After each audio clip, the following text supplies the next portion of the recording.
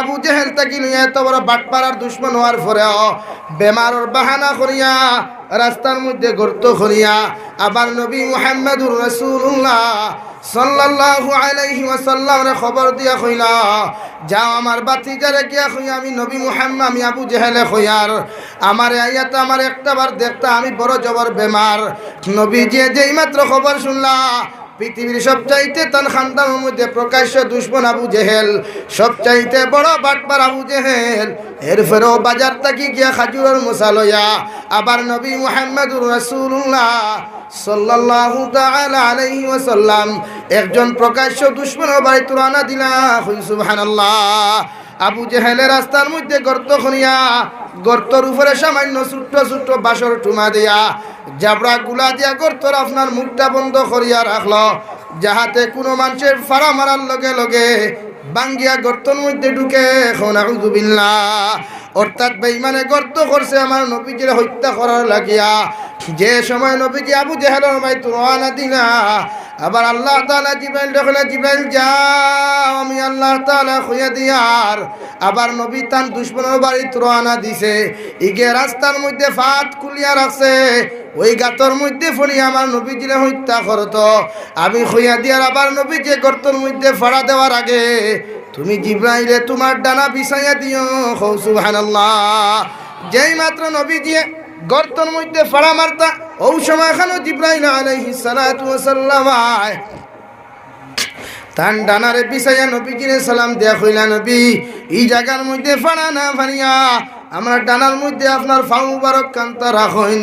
আবার নবী কইলার বা জিবরাইল হঠাৎ কেন আমার সামনে খান হইলাই? জিবরাইলে কইলা, গে নবী মুহাম্মদুর রাসূলুল্লাহ, যার বাড়িত খানো আপনি খাজুরের মশা লইয়া যারায়, এই বাটপাড়ি কু বেমার নাই, কোনো তাপ নাই, কোনো সর্দি নাই, কেউ জায়গার মধ্যে গর্ত খনিয়া রাখছে আপনার হত্যা করার লাগিয়া। ও রাস্তা ভাই আপনি যাইতায়, ওখানে ফাড়া মারিয়া গর্তর মুড়ো ফরতায়, এখান দেখি আল্লাহ সহ্য করতে পারছেন না, কিন্তু আপনার আখলাকার আদর্শ আপনার কোনো সময় থামাইতে পারছে না। এই জন্য তো আপনার চাচা এত বড় মুনাফিক হওয়ার পরেও, এত বড় শত্রু হওয়ার পরেও আপনার চাচারে আপনি দেখাত গেলায়। নবী এই জন্য আল্লাহ ফাটাইয়া দিছে, ওই গর্তর মধ্যে আমার ডানা খান্তা রাখতাম, আর আপনি নবী মুহাম্মদুর রাসূলুল্লাহ সাল্লাল্লাহু তাআলা আলাইহি ওয়াসাল্লামের কদম মুবারক খান্তা আমার ডানার উপরে ফাড়া মারিয়া গর্ত ফাড়াইয়া যাইতায়।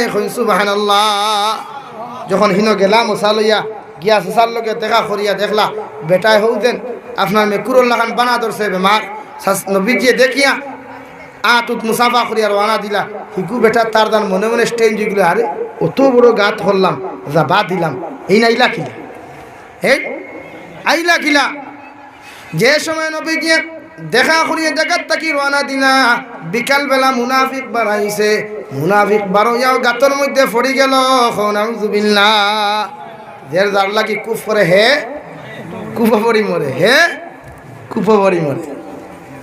এ সময় বেঈমান গাতর মধ্যে পড়ল, চিৎকার আর চেঁচামেচি শুরু করলো, ও উতবা সাইবা হল, আমার অনুসারী হল, যত মুনাফিক হল আছো, আমার তোমরা গর্ত থাকি তুলো, নতুবা আজ যদি এই কারণের মধ্যে আমি খাটাই, সাপ আর বিচ্ছু হলে খামরাইয়া আমি আবু জেহেলের কোনো অবস্থা রাখতা না। এখন আউযু বিল্লাহ। সারা আনিয়া রশি ফেলাই 12 হাত, দেখুন 1 হাত বাকি থাকে, 13 হাত ফেলাই দেখুন 14 হাত, 1 হাত বাকি থাকে।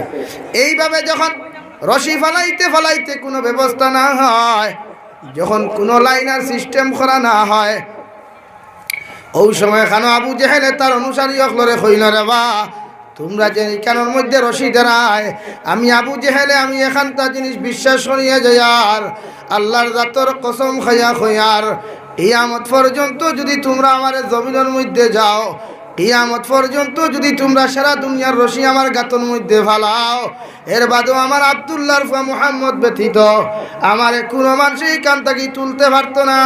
সুবহানাল্লাহ। জোরে করি সুবহানাল্লাহ।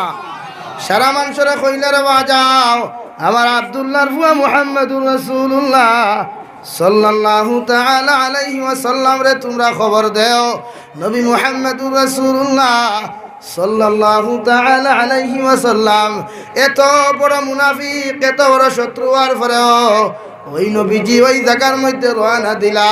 আবার লগে লগে বেঈমানে কইলার আব্দুল্লাহর ফুয়া মুহাম্মদ, আমার বাতিজা মুহাম্মদ, যদি গর্ত থাকি তোমরা আমারে তুলিলাও, যদি তোমরা গাত থাকি আমারে তুলতে পারো, আমি আবু জেহেলে কইয়ার ইসলাম ধর্ম গ্রহণ করমু। সুবহানাল্লাহ। মুনাফিকদের বিশ্বাস করতে নাই, আসেনি ভাই? বাটপাটে বিশ্বাস করা যায়নি। লা ইলাহা ইল্লাল্লাহ, লা ইলাহা ইল্লাল্লাহ, লা ইলাহা ইল্লাল্লাহ, লা ইলাহা ইল্লাল্লাহ, সুবহানাল্লাহ walhamdulillah, la ilaha illallah, subhanallah walhamdulillah, la ilaha illallah, la ilaha illallah, la ilaha illallah, la ilaha illallah, মুহাম্মাদুর রাসূলুল্লাহ। মুহাম্মাদুর রাসূলুল্লাহ সাল্লাল্লাহু আলাইহি ওয়াসাল্লাম যখন গেলেন, ওই সময় কইলার বাসা আবু জেহেল, আমি যদি তোমার গর্ত থাকি তুলি, তাহলে কি তুমি দিন ইসলাম ধর্ম গ্রহণ করলায়?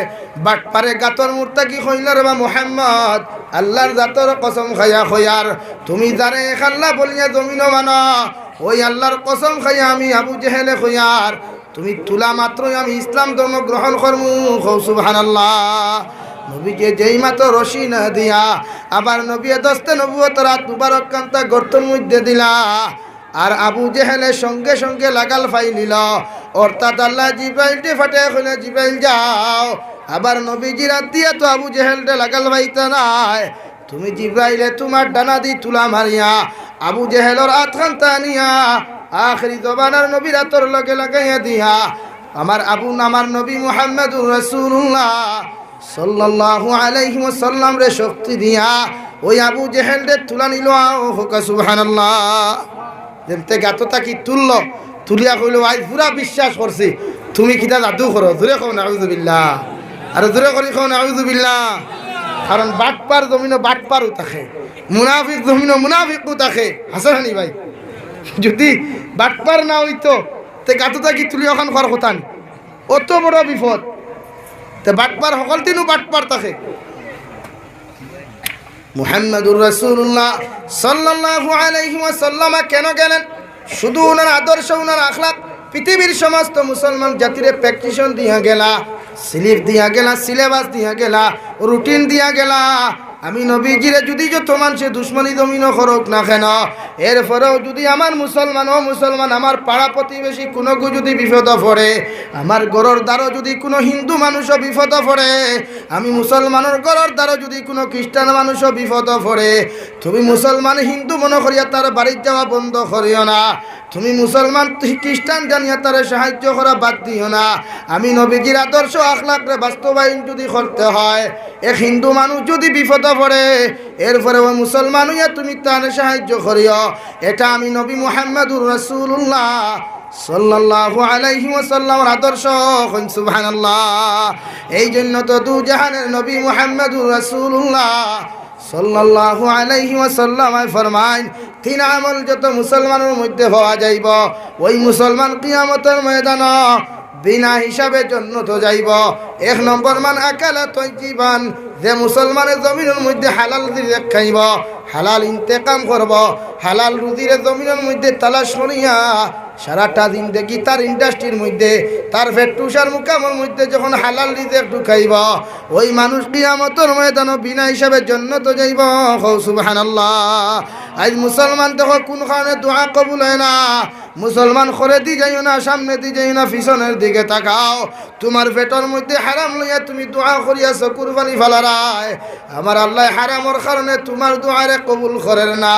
মজলুম মুসলমানে খান্দিতে দোয়া কেন কবুল হয় না? নবীজির হাদিসে বিশ্লেষণ করিয়া যাও, কোন মুসলমানে যদি জমিনের মধ্যে হারাম খাইয়া যায়, ওই মুসলমানে এক লুকমা যদি হারাম খাইলায়, এই মুসলমানের দুয়ারে আল্লাহ 40 দিন পর্যন্ত কবুল করে না। নাউযুবিল্লাহ। আর যে মুসলমানের 40 দিন পর্যন্ত কোন দুয়ার কোন নামাজ যদি কবুল না হয়, ওই মুসলমান যদি 40 দিনের ভিতরে মারা যায়, আল্লাহর নবী মুহাম্মদুর রাসূলুল্লাহ সাল্লাল্লাহু তাআলা আলাইহি ওয়াসাল্লাম ফরমায়, ইগুর কবরিকান জাহান্নামের গাড়া হইব। নাউযুবিল্লাহ। তাই প্রতিজন মুসলমান 1 টাকা ইনকাম করো, 2 টাকা ইনকাম করো, কোটি কোটি টাকার ব্যবসা করো না কেন, লোনের পয়সা দিয়া ব্যবসা করিও না, ইনস্টলমেন্ট দিয়া গাড়ি জমিনের মধ্যে খরিদ করিও না, সুদের ব্যবসা করিও না, ঘুষের লেনদেন জমিনের মধ্যে করিও না, জমিন বন্ধক রাখিয়া মানুষের নির্যাতন করিও না, সুপারির ব্যবসা করিয়া মানুষের কোনো সময় নির্যাতন করিও না, করে তিন মিসকিনের জমিনটা আত্মসাৎ করিও না, নতুবা আল্লাহ ছাড়তে কোনো সময় কোনো বন্তারে ছাড়িয়া দে না।